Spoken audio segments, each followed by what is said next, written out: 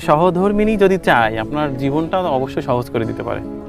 আর যদি সহধর্মিণী না চায় তাহলে আপনি যত জগৎ বিখ্যাত যেই হন না কেন আপনার কোনো শান্তি নেই, এবং আপনি যা কিছুই অর্জন করেন না কেন এবং দেখবেন আপনার অর্জনের খাতায় আসলে দিন শেষে শূন্য এবং আপনি কিছু পাননি।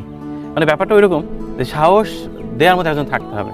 যেমন আমি কত মানুষকে দেখেছি যে শূন্য পকেটে সংসার করে তারা দাঁড়িয়ে গেছে, শুধুমাত্র তার কাছের মানুষটি তার কাঁধে হাত রেখে বলেছিল যে আমি আছি তো, এই যে আমি আছি তো, চিন্তা করো না, এই শব্দটা বলার মানুষের না খুব অভাব। এইটা যারা পায় তারা সত্যি ভাগ্যবান। সেই ভাগ্যবানের মধ্যে আমি একজন। ও ভালো মানুষ এবং ও সবসময় বলে কি যে নো প্রবলেম, কিছু হবে না, সব ঠিক হয়ে যাবে।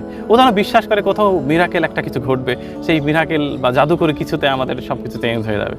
এই যে ব্যাপারটা, এটাতে মানুষ রিল্যাক্স থাকে, তার প্রোডাক্টিভিটি বাড়ে, সে তখন নতুন করে পরের দিন ভালো উদ্যমে কাজ করতে পারে।